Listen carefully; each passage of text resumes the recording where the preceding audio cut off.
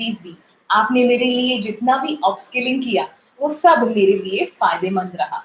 तो आप कहीं से भी निकले, आपको कितनी भी खुंदक हो किसी कंपनी में, पर मेरी मानिए एक अच्छा सा ही रेजिग्नेशन लेटर ड्राफ्ट करिएगा। कोई भी गलत बात नहीं मेंशन होनी चाहिए, क्योंकि मुझे लगता है कि गलती से किसी से गलती हो सकती है, बट हाँ, क्योंकि हमें अच्छा इंसान बनना है तो हम किसी की गलती नहीं निकालते हैं।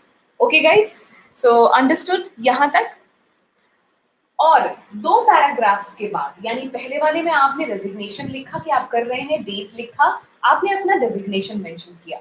सेकंड पैराग्राफ में आप थैंक्स बोलेंगे उस कंपनी को कि उन्होंने आपको इतनी अच्छी अपॉर्चुनिटी दी इतने सालों से।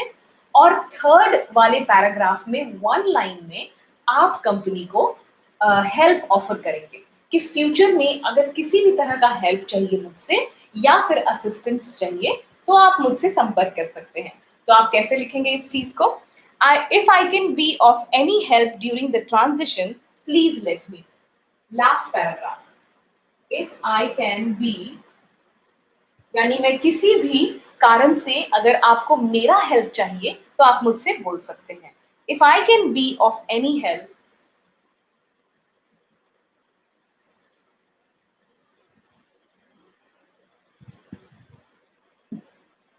ड्यूरिंग द ट्रांजिशन, ये देखिए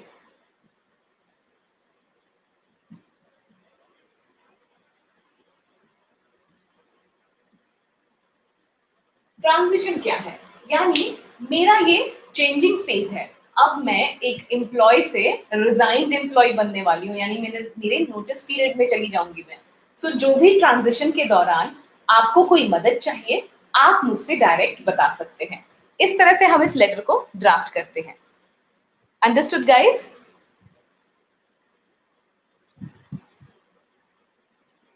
आई होप बहुत सिंपल है ये रेजिग्नेशन लेटर लिखना।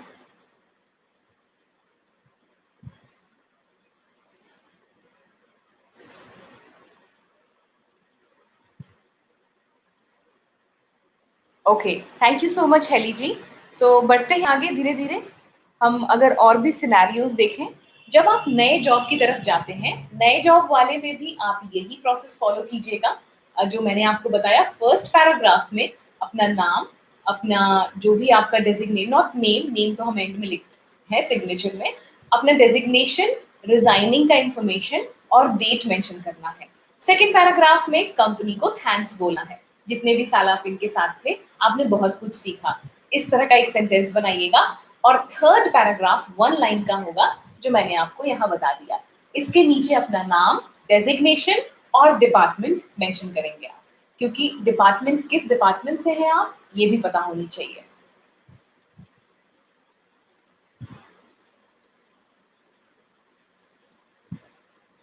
पोजीशन मेंशन करना बहुत इंपॉर्टेंट है गाइस। तो कुछ चीजें रेजिग्नेशन के लिए, सबसे पहला पोजीशन, आप किस पोजीशन पे काम कर रहे थे, आप किस डेट से रिजाइन करने वाले हैं, और थर्ड हो जाएगा थैंक्स करेंगे आप अपनी करंट एम्प्लॉय को, एम्प्लॉयर को, और लास्ट में offer help. Now in points को अगर आप याद रखिएगा तो आप अपनी भाषा में बिल्कुल सिंपल सरल इंग्लिश में आप लेटर आराम से ड्राफ्ट कर सकते हैं।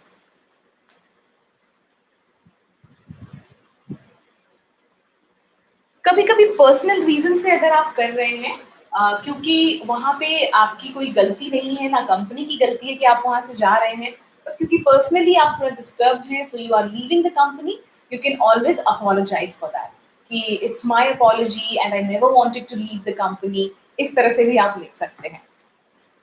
मैंने बहुत सारी सैंपल्स आपके पीडीएफ नोट्स में दिए हैं गाइज, आप जरूर देखिएगा उन्हें।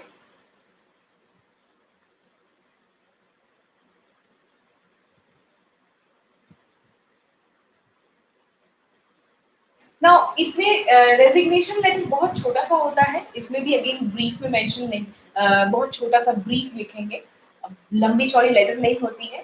3 पैराग्राफ मैंने आपको अलग अलग करके बता दिया है, आप गौर से लिखिएगा। नाउ इसके बाद एक छोटा सा और लेटर रह गया था जिसे हम बिजनेस लेटर कहते हैं। अगर आप कल के दिन अपना कोई बिजनेस सेटअप करते हैं, जो आई होप आप जरूर, आप सब सक्षम हैं ये करने में, तो मान लीजिए आप अपना बिजनेस स्टार्ट करने वाले हैं। अब बिजनेस किसी भी चीज का हो उसमें सेल, परचेजिंग, गुड्स एक्सचेंज तो जरूर रहेगा, ये हम सभी जानते हैं। सो अगर मुझे किसी से कोई प्रोडक्ट मंगवाना है या मुझे अपना प्रोडक्ट किसी को बेचना है, उसमें भी लोग लेटर्स लिखते हैं, ईमेल लिखते हैं। तो मान लीजिए मुझे अपना प्रोडक्ट का लेटर लिखना है, मुझे आपको कुछ भेजना है कि ये मेरा प्रोडक्ट है, आप इसे ज़रूर देखिएगा। तो कैसे लिखेंगे ऐसे लेटर्स को?